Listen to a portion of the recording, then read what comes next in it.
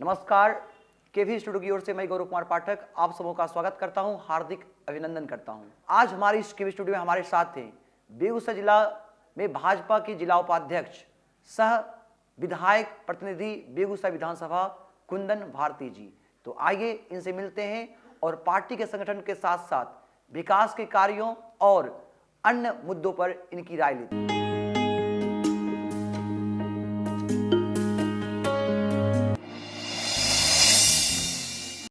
भारती जी, हमारे स्टूडियो में आप आए हैं, आपका बहुत बहुत आभार और बहुत बहुत स्वागत है।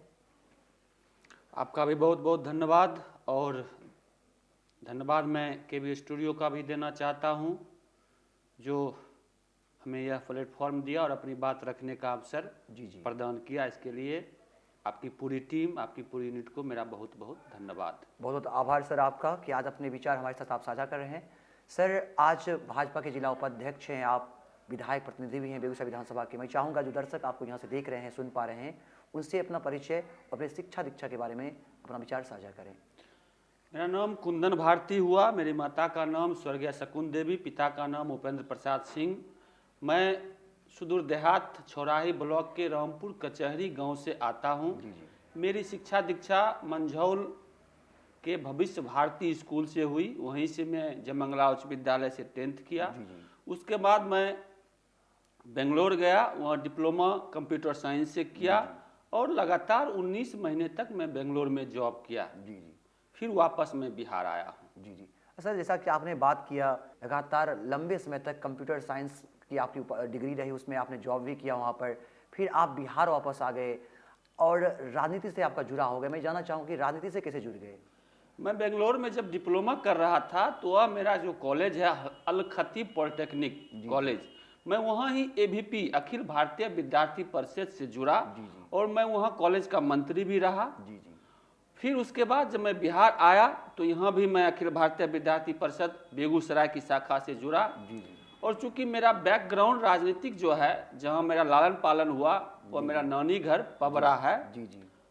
मेरे नाना सरपंच रहे, मामू पंचायत समिति रहे, तो वहीं से मैं राजनीतिक में, यानी कहीं ना कहीं जो ननिहाल में जो आपका पालन पोषण हुआ और वहाँ की पृष्ठभूमि राजनीति रही और आपसे उसका जुड़ा हो गया। तो सर, आपने छात्र राजनीति में AVP को और फिर मुख्य राजनीति में छात्र राजनीति से निकलकर आपने भाजपा को चुना। अन्य राजनीतिक पार्टियां भी थी, चाहे छात्र राजनीतिक पार्टियां हो या मुख्य राजनीतिक पार्टियां हो, तो ऐसा क्यों? अखिल भारतीय विद्यार्थी परिषद में जब मैं जुड़ा तो वहीं से हमें राष्ट्रवाद की प्रेरणा मिली और राष्ट्रवाद ही मुझे भारतीय जनता पार्टी की ओर अग्रसर किया और मैं भारतीय जनता पार्टी की राजनीतिक पंचायत अध्यक्ष से शुरुआत किया। उसका मुख्य कारण राष्ट्रवाद को मजबूती प्रदान करना है। अच्छा, आपको नहीं लगता कि भाजपा पर जो आरोप लगते रहे हैं कि भाजपा किसी खास धर्म विशेष की पार्टी है, भाजपा जो है पूंजीपतियों की पार्टी है, ऐसा, इस पर क्या कहना चाहेंगे आप? भारतीय जनता पार्टी के नेता हमारे आपके सबों के प्रिय नरेंद्र मोदी जी, प्रधानमंत्री जी की एक वाक्य या एक मंत्र आप देखें, सबका साथ, सबका विश्वास और सबका विकास। इसमें कहीं कोई संप्रदाय झलकता नहीं है।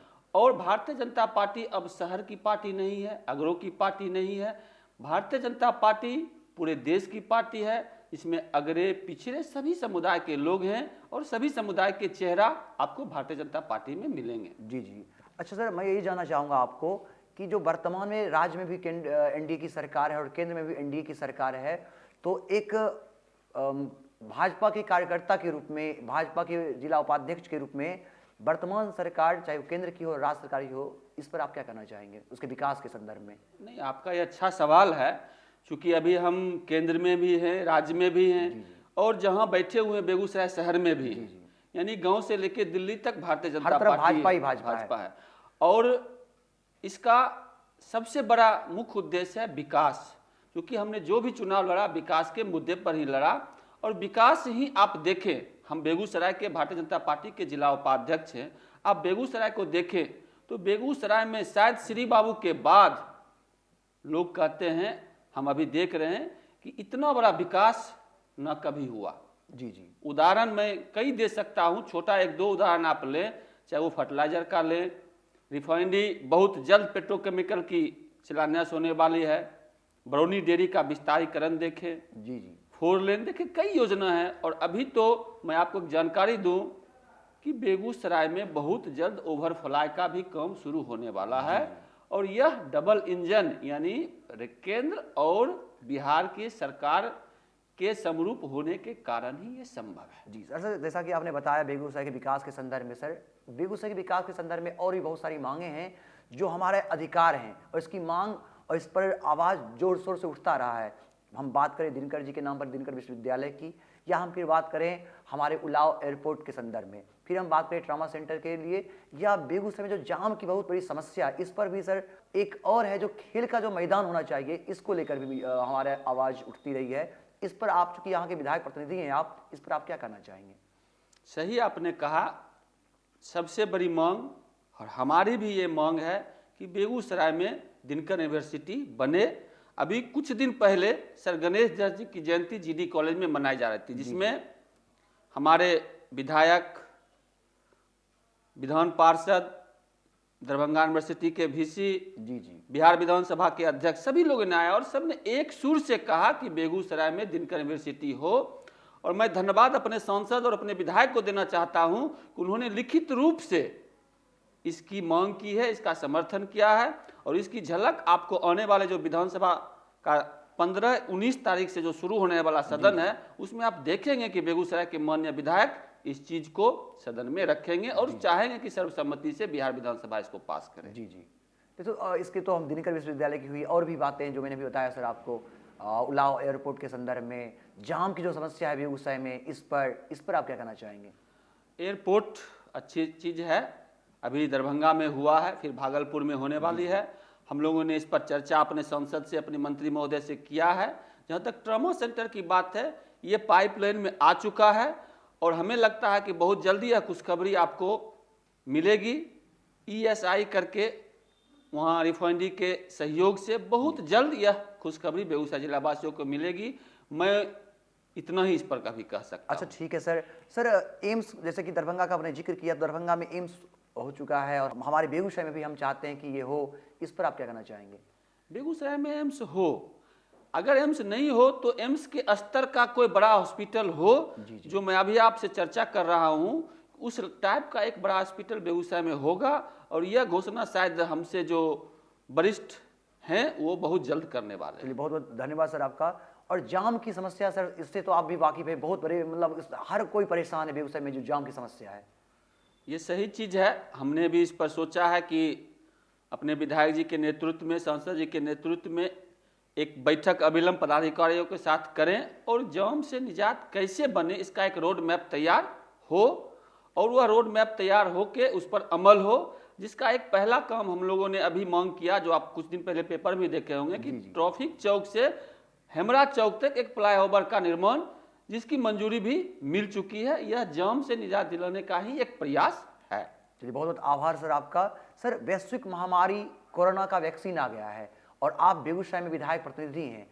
वैक्सीन को लेकर भी तरह तरह के प्रोपेगेंडे फैलाए जा रहे हैं, हम उस पर भी आपका विचार लेंगे और साथ ही साथ हम जानना चाहेंगे कि अभी किस स्तर तक वैक्सीन यहाँ पर लगवाए जा रहे हैं, वैक्सीनेशन हो रहा है और किस तरह की व्यवस्था है। सर, कोरोना काल को आप देख रहे हैं पिछले 10 महीने से है, चूँकि आप भी एक पत्रकार के रूप में जगह जगह गए हैं, आप देखे होंगे कि भारतीय जनता पार्टी के कार्यकर्ता कोरोना में कई जगह कई स्तर के काम किए। मैं आपको जानकारी दूं कि बेगूसराय सदर हॉस्पिटल में अभी तक वेंटिलेटर नहीं था, लेकिन हमारे माननीय सांसद जी के पहल से यहाँ 2 वेंटिलेटर आया।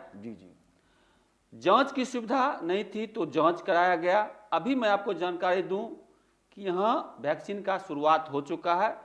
भारत सरकार के मंत्री, बेगूसराय के विधायक, शहर के महापौर मिलकर शुरुआत किए हैं और फर्स्ट टर्म में कोरोना योद्धाओं को सुई दिया जा रहा है।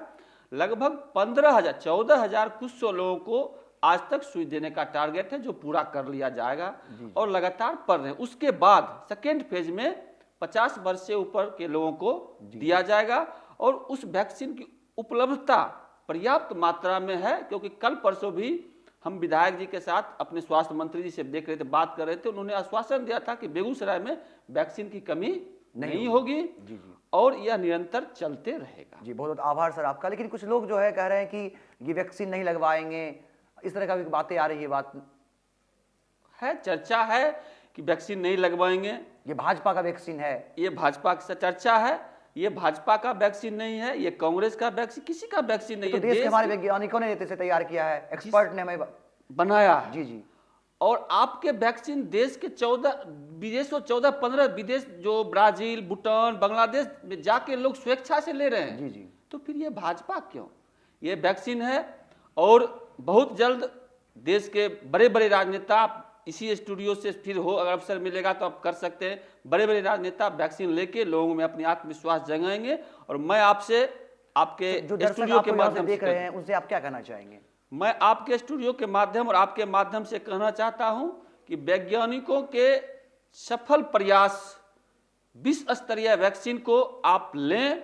मैं यानी हम लोग भी बहुत जल्द इस वैक्सीन का उपयोग करेंगे और यह वैक्सीन हम लोगों के लिए बहुत ही लाभकारी और गुणकारी है। जी बहुत बहुत धन्यवाद सर आपका। पिछले दिन देखा गया कि राम मंदिर निर्माण के संग्रह में भी जोर शोर से आप लोग के द्वारा ये प्रयास जारी है। तो राम मंदिर निर्माण में जो धन संग्रह हो रहा है इस पर आप क्या कहना चाहेंगे? राम मंदिर 100 करोड़ हिंदुओं की आस्था है और मैं तो बचपन से ही यह नारा और यह सोचता था कि मंदिर वहीं बनाएंगे और आज वह सपना पूरा हो रहा है। हम लोग धन संग्रह नहीं कर रहे हैं, लोग हमें, आम लोग हमें बुलाकर उस निधि में सहयोग कर रहे हैं। आप चूंकि पत्रकार हैं, आप देखते हो कि बड़े बड़े लोग चेक से, कैश से बुला के दे रहे हैं। बिल्कुल। हम लोग लोगों की आस्था के साथ जुड़कर उनसे सहयोग ले रहे हैं ताकि उनको लगे कि मैं भी अपने इष्ट देव श्री राम के मंदिर निर्माण में कुछ ना कुछ सहयोग किया। सबका सहयोग लिया जा रहा है, सबका सहयोग लग रहा है। इसमें कोई दल की बात नहीं है, कोई जात की बात नहीं है, कोई धर्म की बात नहीं। यानी मंदिर के निर्माण में सबकी सहभागिता हो, सब आगे आए। हम आपसे अपील करते हैं इसके स्टूडियो के माध्यम से, राम हमारी आस्था का प्रतीक है, आप इस मंदिर के निर्माण में बढ़ चढ़कर भूमिका निभाएं और अपने आराध्य देव के मंदिर निर्माण में अपना सहयोग दें। सर बहुत बहुत धन्यवाद आपका।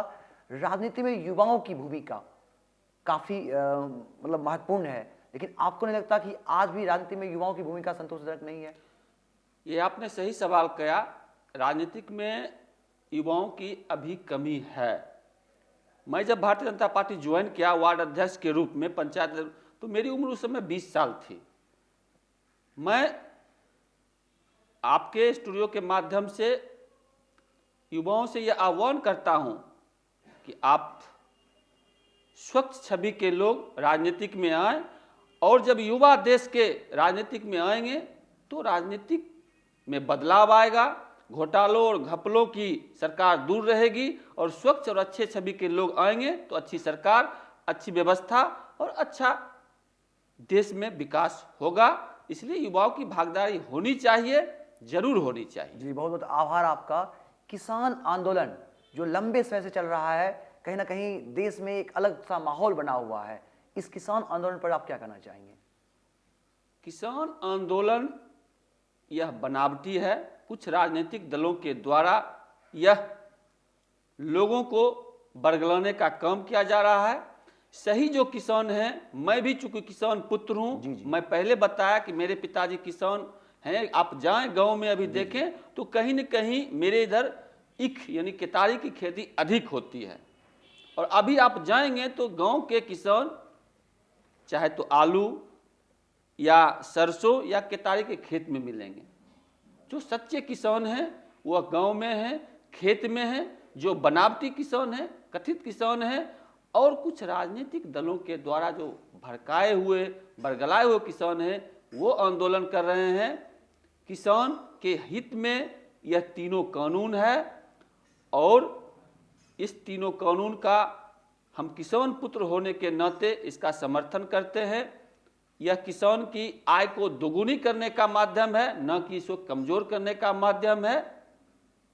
और किसान भाइयों से हम आग्रह करेंगे कि आप अपने सरकार पर विश्वास करें, आपकी विकास के लिए ही यह सरकार निरंतर प्रयासरत है। जी बहुत बहुत आभार आपका। श्रद्धेय भोला बाबू बेगूसराय से मंत्रिमंडल पद की शोभा बढ़ा चुके हैं, लेकिन उनके जाने के बाद जो मंत्रिमंडल पद का जो सूखा है यह कब समाप्त होगा?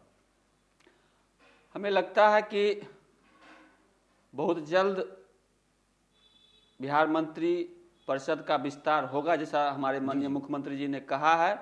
हमें उम्मीद भी है कि बेगूसराय से किसी न किसी युवाओं का प्रतिनिधित्व बिहार मंत्रिमंडल में होगा। इससे ज़्यादा हम इस पर कुछ जी, बहुत बहुत आभार। और मैं खुशी होगी कि बेगूसराय से भी कोई मंत्री बने।